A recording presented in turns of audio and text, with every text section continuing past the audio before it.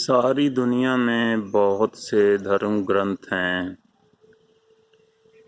उपनिषद हैं, वेद हैं, पुराण हैं, जो उन लोगों ने कहे हैं जो अपनी लौ अपनी रोशनी बिखेर सके। जो कुछ भी उन्होंने कहा वो आग थी, आज भी आग है और आगे भी आग ही रहेगी। रोशनी है, रोशनी ही रहेगी। धर्म ग्रंथ बहुत से लोगों को मार्गदर्शन देते रहेंगे। जब मैं छोटा था तो मैंने देखा है कि रात को जुगनू निकलते हैं तो अपनी रोशनी के सहारे अपना भोजन ढूंढते रहते हैं, टिमटिमाते रहते हैं, नाचते हैं, घूमते हैं, और जब दिन निकल आता है तो छिप जाते हैं। ऐसे ही मैंने देखा जब मैं छोटा था तो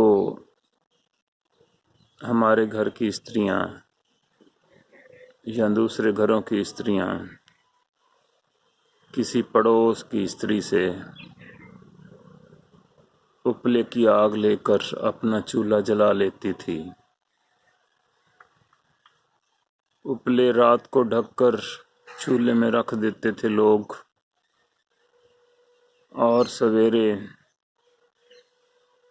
उसी चूल्हे में उन उपलों को हवा देकर आग जला ली जाती थी। भगवान बुद्ध ने कहा है, उनके आखिरी वचन हैं, अपदीपो भव, मतलब कि तुम अपने दिए खुद बनो, अपनी रोशनी खुद ढूंढो, अपने भीतर अपनी लौ को पैदा करो। मैंने देखा जब मैं छोटा था तो एक दौड़ हुआ करती थी कि दौड़ने वाले के हाथ में एक मिसाल होती थी। वो दौड़ता रहता था और थोड़ी देर दौड़ने के बाद वो मिसाल किसी दूसरे को पकड़ा दी जाती थी। वो मिसाल आगे लेकर दौड़ता जाता था और ऐसे ही आगे से आगे मिसाल चलती रहती थी और दौड़ भी चलती रहती थी।